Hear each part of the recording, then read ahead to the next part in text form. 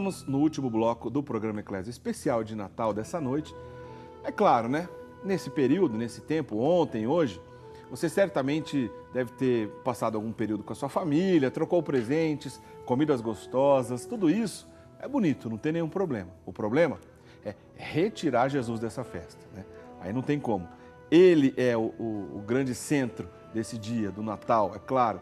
É o nascimento do nosso Senhor Jesus Cristo que a gente comemora e não podemos ficar só em outros assuntos, ainda que importantes, que acabam ficando na superfície, supérfluos, né? Precisamos ir no centro dessa discussão, no centro dessa bonita festa que é o Natal, que é o nascimento do nosso Senhor Jesus Cristo. Padre Guido, não tem problema dar presente, comer uma comida gostosa no dia de hoje, isso não tem problema nenhum, né? Não, mas tem que ter Jesus nessa festa. Sem dúvida, né? Gente, e vamos evitar o perigo também de transformar o Natal somente num encontro social, né? Como nós falávamos no primeiro bloco, né? A nossa Santa Missa e, sobretudo, aquele abraço fraterno. Vamos colocar uma pedra por cima, às vezes, de um passado não dos melhores. Vamos manifestar como importante a partilha da alegria, da paz e da emoção que o menino Jesus desperta quando cada um de nós para um instantinho diante de uma imagem ou até de um presépio, diante das luzes de Natal, né? Em poucas palavras, gente, não se trata só de uma passagem de aniversário de Jesus, mas se trata de um renascimento espiritual dele na nossa vida, porque hoje nós também podemos ser um pouco melhores e diferentes de ontem.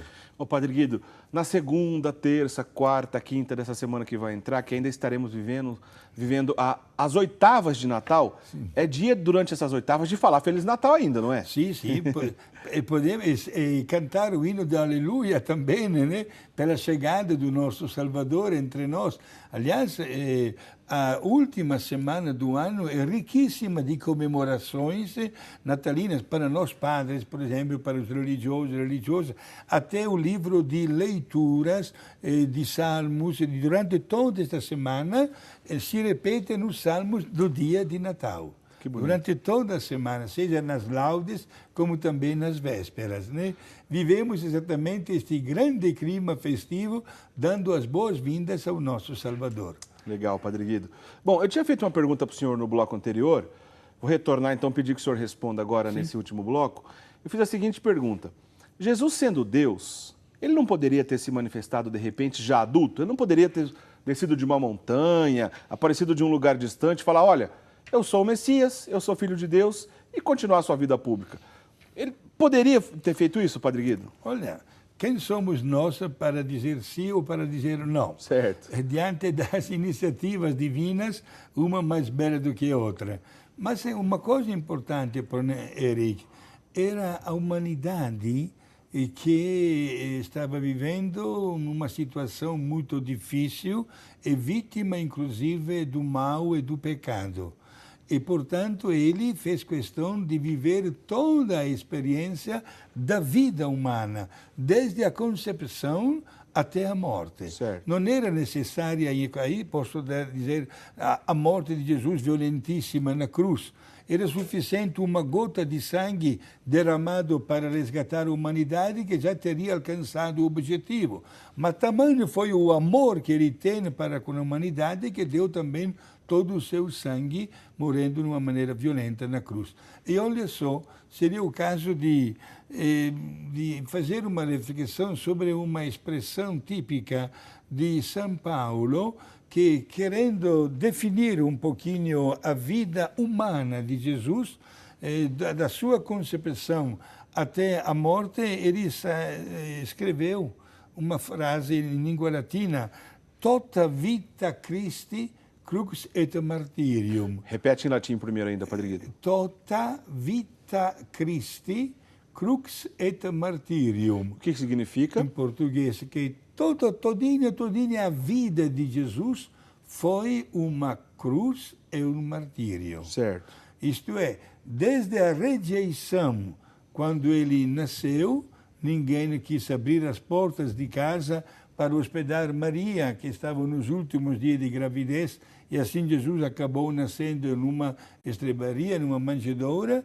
até a rejeição total da sua pessoa, quando condenaram Jesus num processo sumário e sem nenhuma defesa para a cruz, né, daquela sexta-feira, tristemente famosa, quando Jesus deu toda a sua vida. Isto é, foi sempre rejeitado pela pessoa humana. Só que o sacrifício dele não foi em vão. Certo. Desde exatamente a sua concepção, tornando-se homem como nós, menos o pecado, certo? Até o momento da morte na cruz, foi somente uma vida de total resgate da humanidade. E aquela semente que ele plantou na humanidade continua dando até hoje e até o fim dos tempos o seu fruto que nós todos desejamos. Hoje nós vibramos de alegria, porque quando nasce um bebê, todos sorriem, todos. E, talvez, porém, fazemos uma confusão quando pensamos que aquele bebê que está no presépio seja uma pessoa diferente daquele cara que está na cruz, quando é a mesma pessoa. Por isso, o Natal, além da festividade, é uma oportunidade para fazer uma bela meditação e procurar responder uma pergunta. Por que Jesus veio ao mundo? O que aconteceu para fazer com que ele chegasse aqui na Terra? E, sobretudo, pensar a vida dele gerou em cada um de nós, digamos, um efeito positivo a partir também do nosso nascimento, da frequência dos sacramentos. Pensamos nós também que somos continuadores da obra deste homem-Deus que veio ao mundo. Por isso, gente, o Natal é uma verdadeira meditação que não nos pode deixar indiferentes. Pena, olha, você falou uma coisa no outro bloco, né? Pena que talvez se dá um grandíssimo valor a um encontro social e não se fale do menino Jesus. Isto é uma coisa que todos nós lamentamos, porque o Natal, gente, é belo quando sentimos a alegria de estar com ele e de dizer seja bem-vindo. Se ninguém abriu as portas da casa, hoje queremos abrir a porta da nossa casa. Queremos que você fique à vontade entre nós. Seja bem-vindo, menino Deus. Pois é, o símbolo de Natal, né, que fica mais exposto para as crianças e, de certa forma, para o comércio, para muita gente nesse período, é a figura do Papai Noel. E às vezes a gente até confunde. Você perguntar para alguma criança, por exemplo, quem é o aniversariante, né, de hoje? Pode ser que elas respondam de maneira errada, é o Papai Noel, né? Porque está muito claro na cabeça delas. O que a gente disse desde o começo aqui do programa, nenhum problema em trocar presente, não tem problema nenhum nisso. Em vestir uma roupa nova, se confraternizar com a sua família, nenhum problema. Desde que não tirem Jesus do centro dessa história. Aliás, até a própria figura do Papai Noel, a igreja estava presente nessa história. É baseada na figura de um grande santo da igreja, São Nicolau. São Nicolau, né, Padre Guido? Sim, exato. É o símbolo da bondade, da generosidade, né? Do carinho, etc. Claro, a fantasia de qualquer criança aumenta nesses dias, né? O comércio também faz a sua parte, né? Inclusive, há tantos lugares do mundo onde exatamente é o Papai Noel, que é símbolo de bondade, que dá até um presentinho para uma criança, etc. Né? Eu sou italiano, lá também existe o Papai Noel, mas existe uma outra figura, né? Uma outra figura que chama-se de Befana, no período da Epifania, que na noite dos Reis Magos, aí também tem presentes. Passa nas casas e deixa nas casas, durante a noite, os presentinhos para as crianças. Na Itália é tradição assim, né, Padre? Exato, né? Mas tudo bem, seja bem-vindo. Né? Na minha diocese, por exemplo, eu sou de Milão, é a noite de Natal que o menino Jesus traz os presentes, não é o Papai Noel. Pelo menos ficou uma didática melhor, né, Padre Guido? Padre Guido, olha, eu queria um outro assunto que o senhor explicasse aqui pra gente. Bom, eu disse agora há pouco que na semana que vem vamos falar sobre Theotokos, Mãe de Deus, pois é a festa litúrgica que a gente comemora no dia 1º, né? No dia 1º de todo ano, é a festa litúrgica Theotokos. Esse é assunto do programa da semana que vem. Mas, Padre Guido, antigamente tinha uma festa na igreja, no lugar dessa que hoje foi colocada a Mãe de Deus, que lembrava a circuncisão Sim. de Nosso Senhor Jesus Cristo. Queria primeiro que o senhor explicasse por que tinha esse costume entre os judeus, né? E como é que foi resolvido isso na igreja? Nos primeiros meses e anos da igreja, teve algum problema relacionado a isso? Uma bela pergunta esta aqui, né? Vamos dizer, em primeiro lugar, que esta festividade da circuncisão respeita também cronologicamente a vida dos bebês, dos meninos. Sabemos que a circuncisão é um pequeno corte na parte superior do pênis, através do qual o bebê é inserido oficialmente na raça judaica. Esse era o objetivo, então, da circuncisão? Diferenciar exatamente aquele menino, dizendo que pertence àquela raça escolhida por Deus. Inclusive, Jesus foi também ele submetido a esta pequena cirurgia que acontecia, repito, 8 dias após o nascimento, e naquela oportunidade era dado o nome.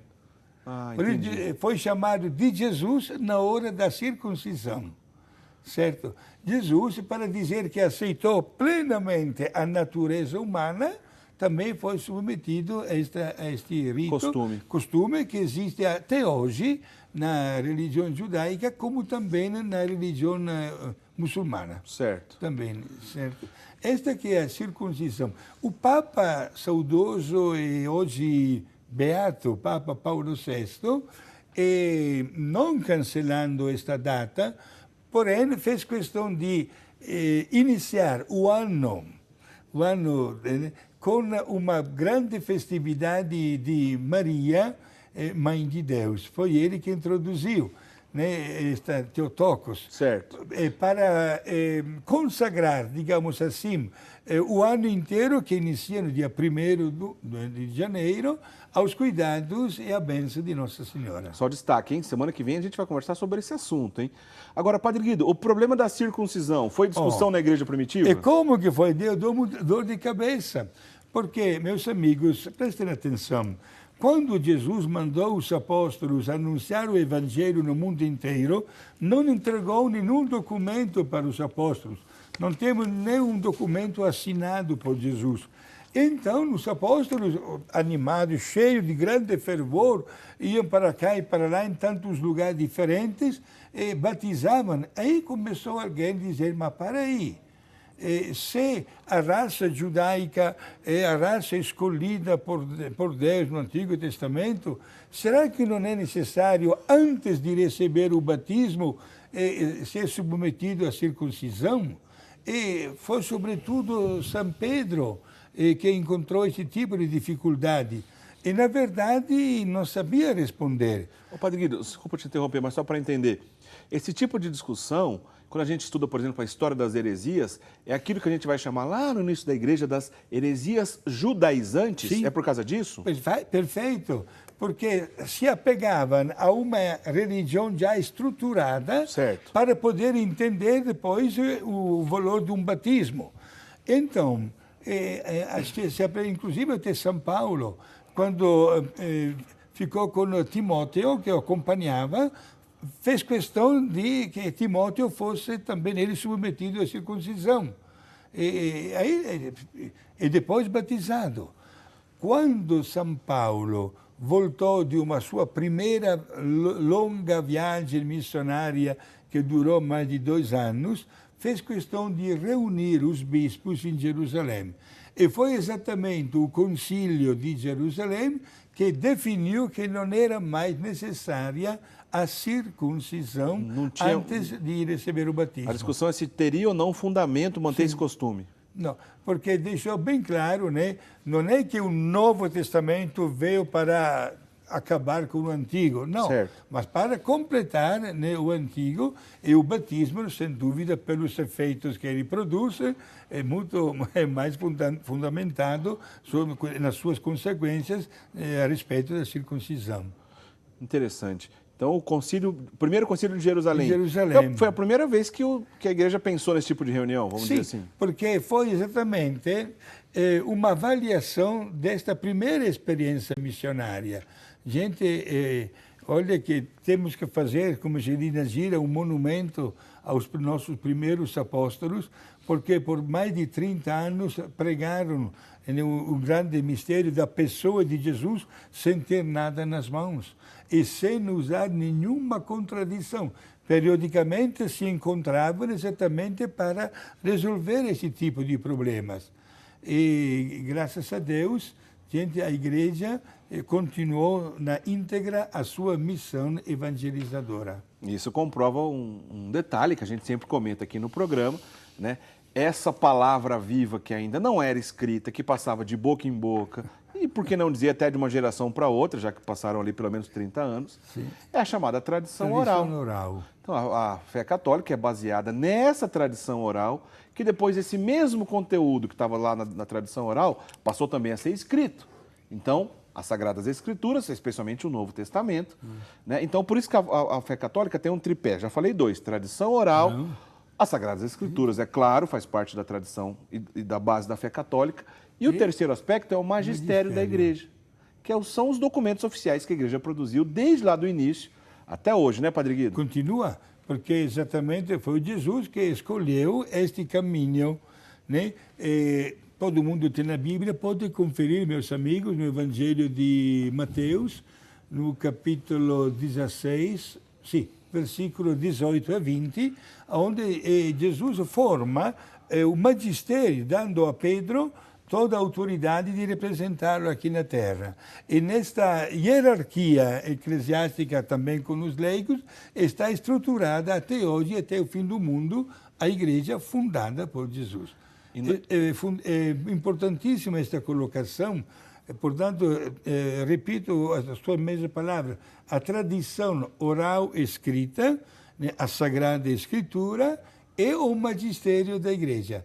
Isso gera uma segurança extraordinária na vida cristã, porque recebemos o amparo e a proteção do magistério que está autorizado a interpretar fielmente toda a Sagrada Escritura e manter aquela unidade que caracteriza a igreja fundada por Jesus. É por isso, meu amigo, que às vezes, por exemplo, você pode ter se deparado com uma discussão, seja pessoalmente ou através das redes sociais, de repente com algum protestante que, mesmo bem intencionado, de repente pode te acusar, vamos dizer assim, olhar para você e falar, mas onde está escrito na Bíblia isso que você está afirmando? Mas isso não significa, isso não é fé católica, porque a nossa fé católica está baseada na Bíblia, sim, mas não só na Bíblia, nesse tripé, como a gente está explicando. A tradição oral, a Bíblia e o magistério da igreja. Então, não necessariamente tudo que está baseado à fé católica está escrito na Bíblia. Porém, tem uma coisa aí que vale sempre o destaque, né? A própria Bíblia não diz que ela se basta em si mesma, pois se somente a Bíblia, a sola Escritura, que os protestantes defendem, fosse a única verdade de fé, lá na Bíblia estaria escrito, olha, a Bíblia é a única verdade de fé, isso não está escrito. Pelo contrário, em Timóteo 3, está escrito que a igreja é coluna e sustentáculo da verdade. Portanto, foi a Igreja Católica que compilou os livros sagrados, na qual forma a Bíblia, que eu e você que a gente tem na nossa casa, e que os protestantes, apesar de tirarem e arrancarem alguns livros, também receberam essa compilação da igreja. Então, a igreja é coluna e sustentáculo da verdade, como ensinou São Paulo, está lá em Timóteo, né, Padre Guido? Exato, e depois não esqueçamos, né, que na mesma palavra de Jesus, ainda muitas coisas que vocês irão aprender através da intervenção do Espírito Santo e do magistério da igreja. Por isso, claríssimo. Ficamos muito contentes porque, nesta maneira, a Bíblia Sagrada se torna uma mina, digamos assim, que nunca terminará. E o estudo da teologia, da palavra de Deus, da doutrina da igreja, ficará cada vez mais enriquecida graças a esse tripé, como você falou, né? Da Sagrada Escritura, da tradição oral escrita e do mesmo magistério da igreja. É isso aí, Padre Guido. Ô, Padre Guido, a gente tem mais alguns minutos, poucos, para encerrar esse programa. Sim. Eu queria uma palavrinha do Senhor de um grande santo que a gente comemora amanhã, né? A gente está numa grande solenidade que é o Natal do Nosso Senhor Jesus Cristo, mas o primeiro mártir da igreja, amanhã é a memória dele, Padre Guido? Sim, Santo Estevão, que é chamado de proto-mártir. Protos é uma palavra grega também, significa primeiro mártir. Gente, temos o capítulo 7 do livro dos Atos dos Apóstolos que fala dele. O que aconteceu? Uma coisa extraordinária, gente. A um certo ponto, quando Jesus subiu para o céu e os apóstolos começaram o verdadeiro trabalho de evangelização, formando grupos de comunidades que aumentavam cada vez mais, entre aspas, São Pedro, num dia só, batizou 3.000 pessoas, Atos dos Apóstolos.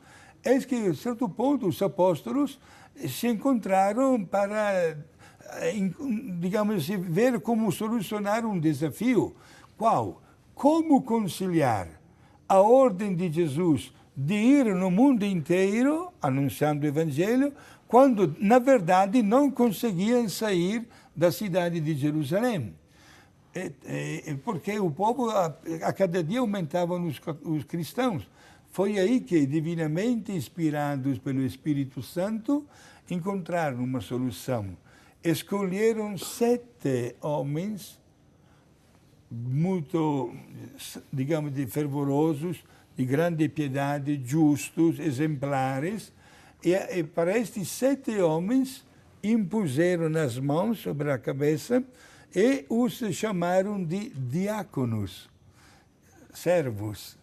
E entregaram aos cuidados destes 7 diáconos, entre os 7 estava Estevão, a responsabilidade de tocar para frente a formação cristã das primeiras comunidades, dando ao mesmo tempo a possibilidade aos apóstolos de sair de Jerusalém, de evangelizar a Judeia, que é a região onde está Jerusalém, depois subiram para a região da Samaria, mais para cima a região da Galileia, para depois ir para aquela que era chamada de Ásia Menor, a atual Turquia. Daí foram depois até na Grécia, foram para a Europa, foram para a Itália, etc. Né? Padre Guido, mas por que eles decidiram percorrer o caminho do norte e não foram para o sul?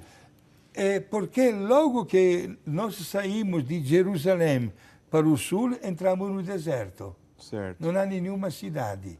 Por isso que todos foram para o norte. Esta é a motivação. Entendi. Certo?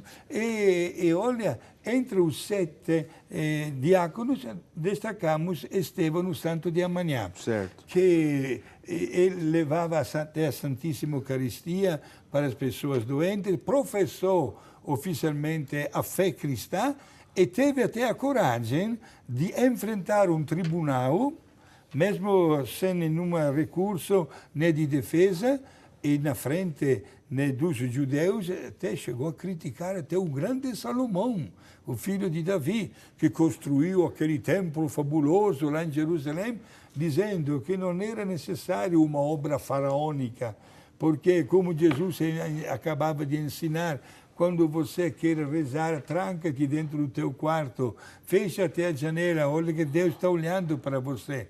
Só que os fariseus ficaram, digamos assim, feridos no seu orgulho e acabaram matando Estevão com pedras.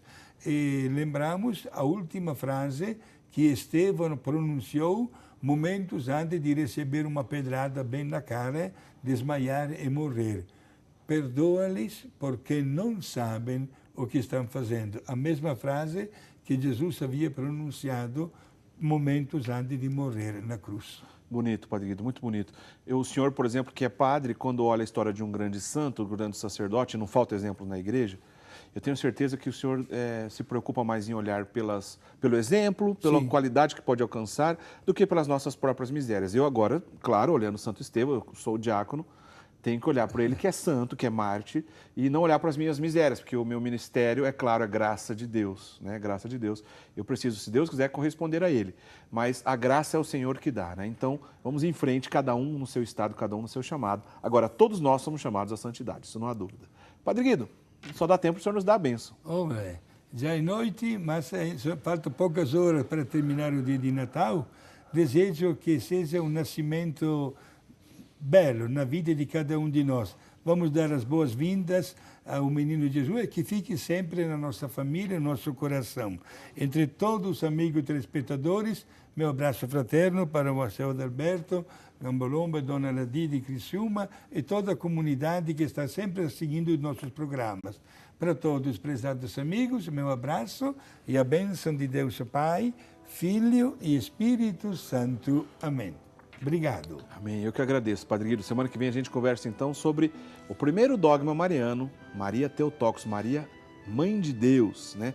Essa grande festa litúrgica importantíssima. E dia santo também, né, Padre Guido? Sim. Né? O dia 1º do ano, exatamente o dia santo, dedicado a Nossa Senhora, Mãe de Deus.